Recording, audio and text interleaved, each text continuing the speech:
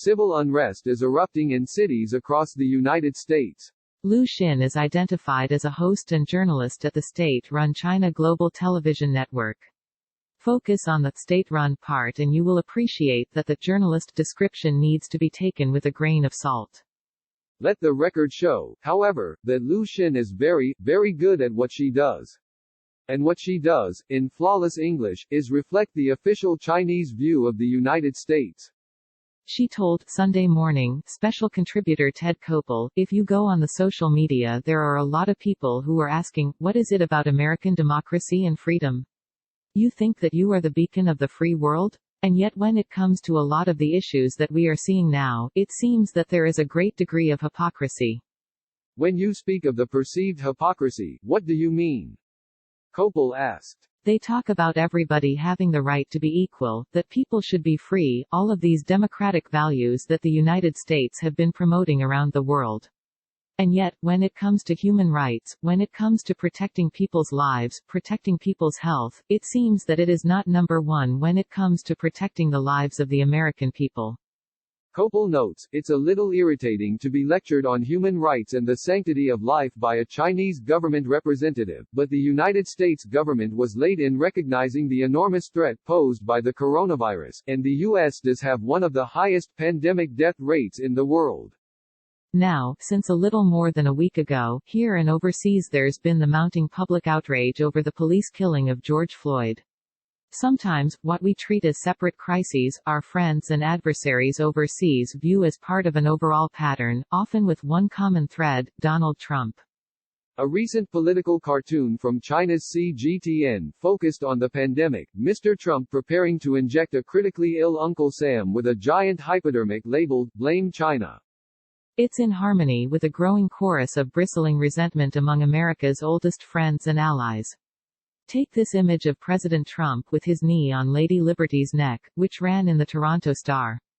He personifies in some ways what people are sort of looking at and saying, you know, what's happening to the United States that we thought we knew, said Zenny Minton Beddoes, editor-in-chief of the British news magazine The Economist, which actually has a wider readership in the US than in Great Britain. The British view of the United States? They see a country that is no longer interested in playing the global leadership role, that is having very angry, combative relationship with the world's second biggest economy, and it's one that is increasingly unpredictable. And this is largely during this administration, unpredictable in terms of, you know, which international agreement is the Trump administration going to leave next?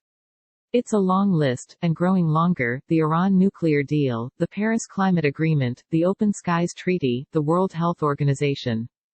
Bernard-Henri Lévy, who is what the French like to call a public intellectual, said, in the past, the world expected something from America, expected a reaction, a retaliation, a move for the good, a move not for the bad also.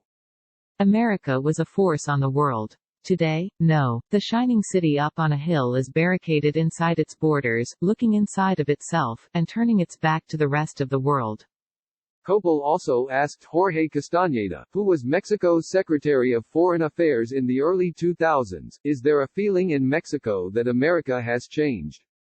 I think people in Mexico are seeing a United States that is less powerful, less prosperous, less effective in dealing with a very serious challenge than people in Mexico might have thought as early as 6 months ago, a year ago. It's not going to be easy for other countries, whether they be the wealthy ones or the poor ones, or the very large and powerful countries like China, like India, to easily accept American leadership, or to trust the United States again in terms of the way that Chancellor Angela Merkel has put it in Germany. Are we Germans going to put our security in the hands of people that we can no longer trust? That trust, Castañeda said, is gonna be difficult to recover. In 1980, when much of the world depended on U.S. security guarantees, the Soviets had just invaded Afghanistan. Vladimir Posner, in Moscow, made the first of what would be many appearances on ABC News, Nightline, as a Radio Moscow commentator. He was an effective apologist for the Kremlin. These days, still based in Moscow, Posner is an independent voice with a highly popular national television program on public affairs. Koppel asked, you talk to a lot of the thinkers and policy makers in Russia. If you were to synthesize their attitude toward the United States and how it has changed over the last few years, what would you say? It's kind of lost its idealism that was so important to the rest of the world, and to this country, especially to those who wanted freedom, Posner replied.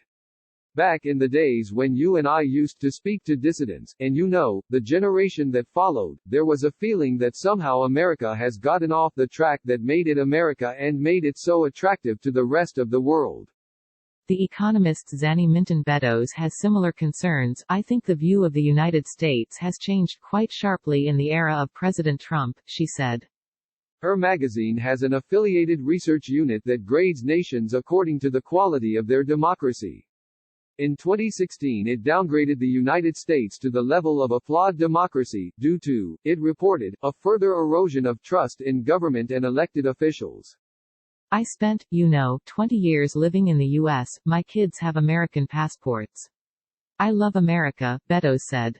But I find when I go there now, the sort of degree to which it is an angry, unhappy and polarized country now is really extraordinary. I watch MSNBC in the morning and Fox in the evening and, frankly, you could literally be in a different country. Vladimir Posner also lived in the United States for many years. He notes that today, Russians kind of say, "What's going on there?" Kopel asked, is there a sense that America's time as the dominant country in the world is, if not over, at least nearing an end? Definitely, there is that kind of feeling, and that probably the next number one is going to be China, Posner replied. And there's not much you can do about that. I think there is definitely a feeling that the American century has passed. Well, what a bummer, laughed Kopel. I wish it weren't so, I'll tell you that. Because it's a country I care about very deeply, goddammit, Posner said. There are still those who believe that America's best days are not in the past. Bernard-Henri Lévy is definitely not ready to give up on the United States.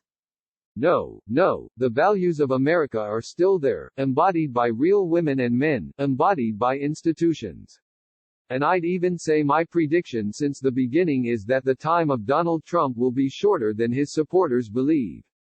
Because the real wall is not the wall between America and Mexico, the real wall is a wall of civil society in America, the wall of American women, the wall of Americans who are revolted when black citizens, an African American citizen, is killed in cold blood by crazy and murderer policemen. There is such a big part of America who is revolted by that. So, America is still alive. History teaches us that all great powers are ultimately replaced. And one day, inevitably, it will be America's turn. What our friend Bernard-Henri Lévy seems to be saying is true, but not yet. For more info. Story produced by Deirdre Cohen and Dustin Stevens. Editor, Stephen Tyler.